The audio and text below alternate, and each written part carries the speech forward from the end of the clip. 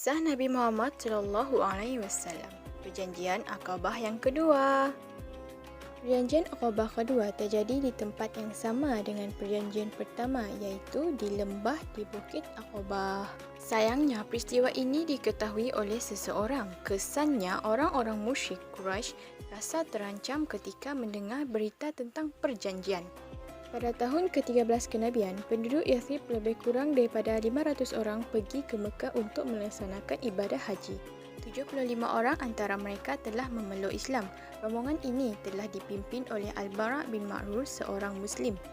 Dalam perjalanan, ada perbualan di antara sesama Muslim. Wahai saudaraku, sampai kapan kita membiarkan Rasulullah berdakwah dengan penolakan, ejekan, dan ancaman dari kaum musyrikin Mekah? Entahlah, tidak hanya beliau, aku juga memikirkan saudara muslim kita di Mekah. Mereka telah merasakan penderitaan selama ini. Antara sebab penduduk Yathrib mudah menerima Islam yang pertama ialah akibat perang saudara yang bertahun-tahun lamanya di kota Yathrib dan tiada lagi orang-orang yang berpengalaman. Yang kedua, orang-orang Yathrib yang terdiri daripada suku Aus dan Khazraj terlalu penat untuk berperang. Ketika Islam datang menawarkan kedamaian untuk mereka, mereka pun menerima dengan hati yang gembira. Sampai saja di Mekah, mereka melakukan ibadah haji dan dua orang daripada kaum Ansar, iaitu Ka'ab bin Malik dan Al-Bara' bin Ma'rur, mencari Nabi Muhammad SAW. Selepas itu, mereka pun bertemu dengan Nabi yang sedang berada di Masjidil Haram bersama Abbas bin Abdul Muttalib, dan mereka pun menyatakan keinginan untuk dijanjikan oleh Nabi Muhammad SAW. Maka tercetuslah kesepakatan untuk kedua belah pihak untuk bertemu secara rahsia di pertengahan hari-hari tasyrik di Bukit Aqabah. Mari kita bertemu pada malam hari, di saat kaum musyrikin telah terlelap.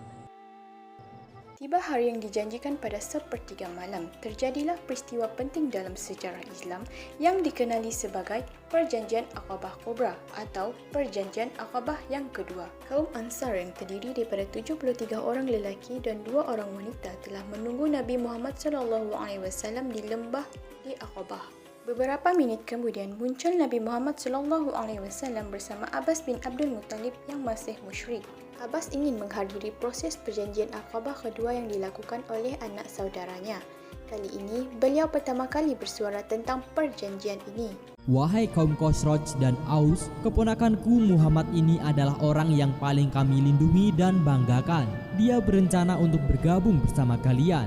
Jika benar niat kalian baik dan kalian dapat memenuhi permintaannya, maka keputusan Muhammad menjadi hak kalian, termasuk resiko yang harus kalian tanggung di akhir. Namun, jika suatu saat nanti kalian menghinakannya atau meninggalkannya setelah kemenangan, lebih baik kesepakatan ini tidak perlu dilanjutkan.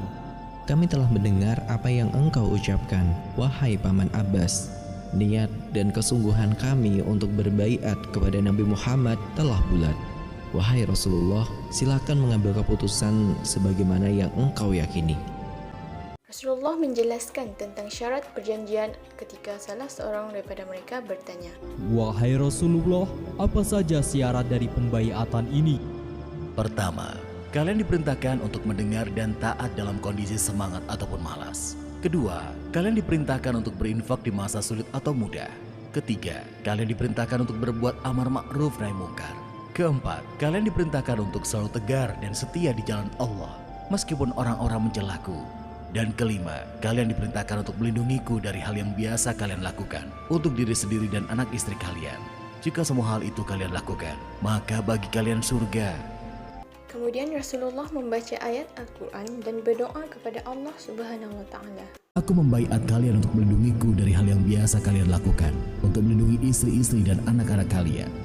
Al-Bara' bin Ma'rur memegang tangan Rasulullah SAW sambil berkata, Demi zat yang telah mengutusmu dengan kebenaran sebagai Nabi, sungguh kami akan melindungi dari hal yang biasa kami lakukan untuk jiwa dan anak istri kami. Terimalah baiat dari kami ya Rasulullah.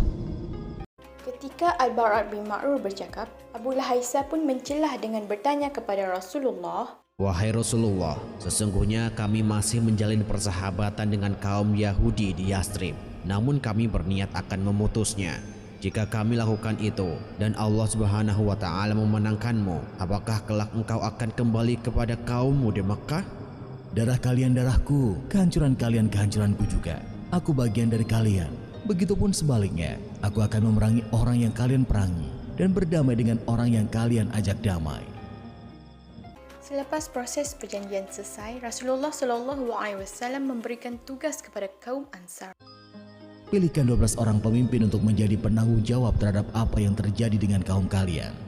Terpilihlah 9 orang dari suku Khazraj dan 3 orang dari suku Aus. Di antara nama-nama mereka ialah As'ad bin Zurarah, Al-Barak bin Makrur, Sa'ad bin Ubadah, Usai bin Hatta dan beberapa lagi orang lain. Nabi Muhammad SAW memberikan pesanan penting kepada 12 orang pemimpin kaum Ansar yang baru dipilih. Kalian bertanggung jawab terhadap kaum kalian, sebagaimana pertanggungjawaban kaum Hawariyun terhadap Isa bin Maryam. Sedangkan aku bertanggung jawab atas kaumku, yaitu semua kaum muslimin. Baik, wahai Rasulullah. Tiba-tiba seseorang berteriak untuk membangunkan kaum Quraisy. Wahai kaum Quraisy, apakah kalian ingin mengetahui Muhammad dan para penganut Asyobiyah yang bersamanya? Keluarlah, mereka telah merencanakan sesuatu untuk menghancurkan kalian. Rasulullah yang menyadari keadaan ini terus memberikan peringatan kepada kaumnya untuk beredar.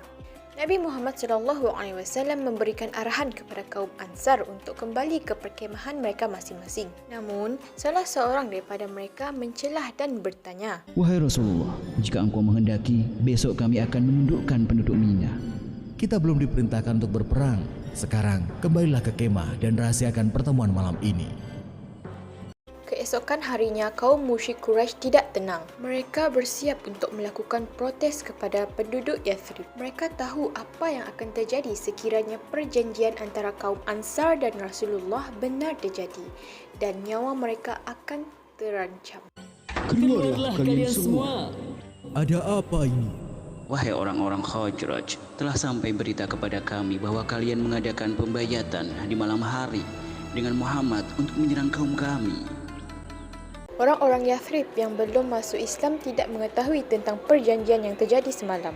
Sungguh, demi Allah, kami tidak tahu apa-apa tentang hal seperti itu. Ini berita bohong. Kaumku tidak akan berani berbuat seperti yang kalian tuduhkan sebelum mendengar perintah dariku. Sedangkan kaum Ansar semalam itu dalam perjanjian tidak ada yang membuka suara. Mereka tidak akan menyanggah ataupun membenarkan tuduhan tersebut. Akhirnya, para pemuda Quraisy menarik semula tuduhan terhadap orang-orang Yathrib kerana kekurangan bukti. Kecurigaan mereka tidak berhenti. Para pemimpin Quraisy masih melancarkan kebenaran perintah tersebut.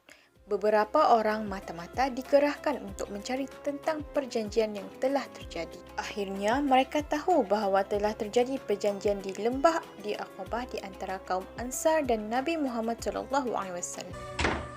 Kali ini tidak akan aku biarkan mereka lolos dan kembali ke kampung halamannya. Pada ketika itu, para jemaah haji selesai melakukan ibadah dan bersiap untuk pulang ke kampung halaman masing-masing.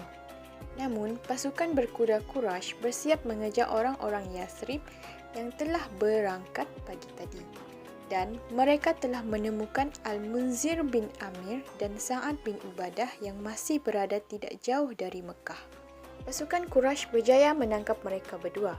Mereka mengikat kedua tangan Sa'ad bin Ubadah ke lehernya dan mengheret sampai ke pintu gerbang kota Mekah.